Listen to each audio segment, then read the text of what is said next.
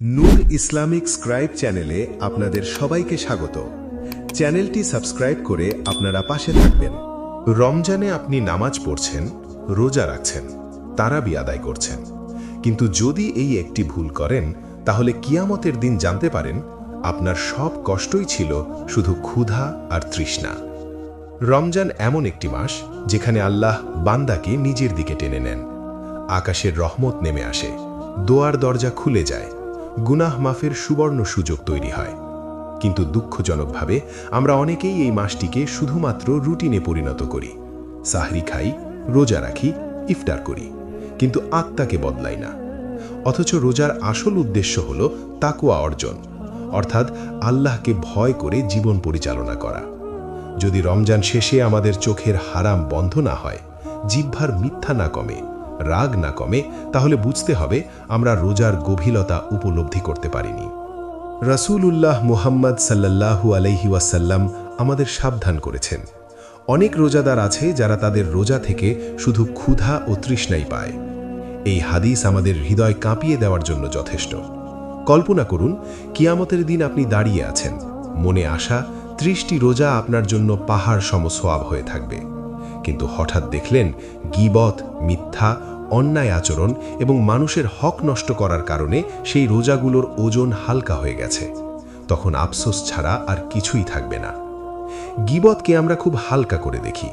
কারো অনুপস্থিতিতে তার দোষ আলোচনা করা, চরিত্র নিয়ে কথা বলা, এমনকি হাসির ছলে কাউকে ছোট করা, এসবকে আমরা স্বাভাবিক মনে করি। কিন্তু ইসলামে গীবতকে মৃত ভাইয়ের মাংস খাওয়ার সাথে তুলনা করা হয়েছে।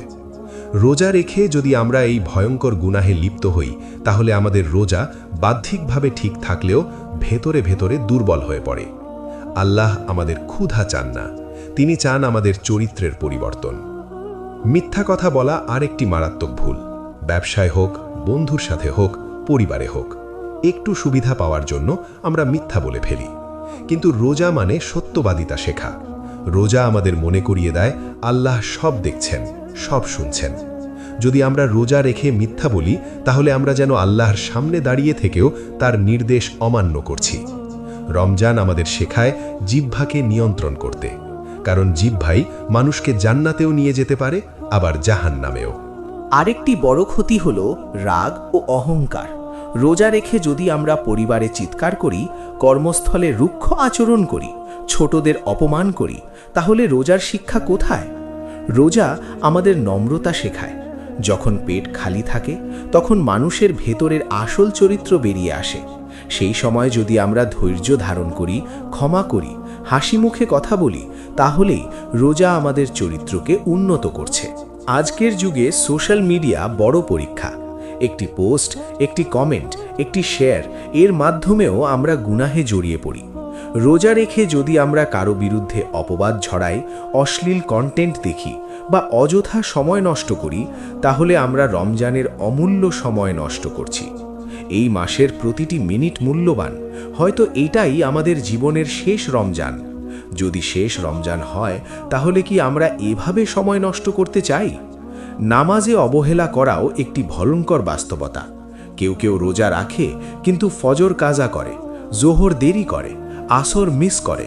অথচ নামাজ হলো ইসলামের ভিত্তি। রোজা রেখে যদি নামাজ ঠিক না হয়, তাহলে আমাদের ইবাদতের কাঠামোই দুর্বল হয়ে যায়। রমজান হলো নামাজের সাথে সম্পর্ক গভীর করার সময়।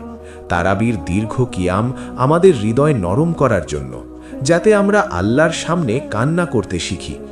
রিয়া বা লোক দেখানো ইবাদতও রোজার সওয়াব কমিয়ে দেয়। আমরা কখনো কখনো চাই মানুষ বলুক কি ধার্মিক, কিন্তু আল্লাহর কাছে গ্রহণযোগ্যতা মানুষের প্রশংসার উপর নির্ভর করে না, বরং নিয়তের ওপর নির্ভর করে। রোজা এমন এক গোপন ইবাদত যার আসল পুরস্কার আল্লাহ নিজেই দিবেন। তাই এই ইবাদতে আন্তরিকতা সবচেয়ে জরুরি। রমজান আমাদের জীবনের মোড় ঘুরিয়ে দিতে পারে, যদি আমরা সত্যিকারে বদলাতে চাই। এই মাসে করা একটি খাঁটি তওবা বহু বছরের গুনাহ মুছে দিতে পারে।